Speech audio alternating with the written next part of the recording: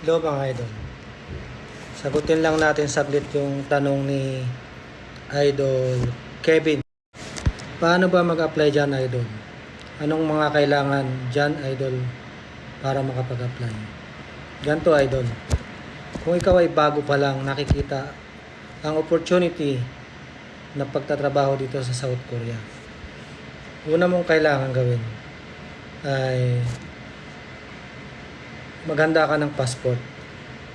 Kumuha ka na ng passport kasi kailangan mong makahabol sa registration ngayong darating na February or March. Okay? Yan. Kapag nasikaso mo na yan or ano yung pwede mong gawin habang inaasikaso mo yan or ngayon kasi dapat wala ka nang sinasayang na oras eh. O after mo yan masikaso yung passport mo, kailangan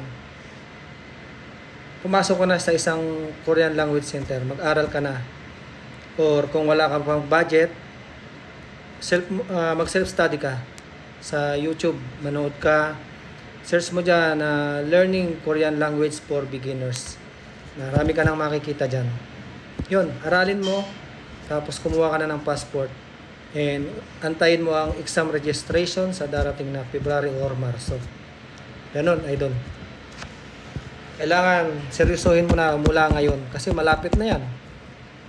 Ngayon ay malapit na yung katapusan, October, November, December, January, February.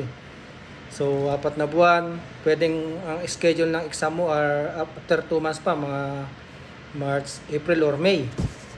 Pero maikli na lang yan. Ang haba ng aaralin mo. Yung pagsusulat, pagbabasa, sentence.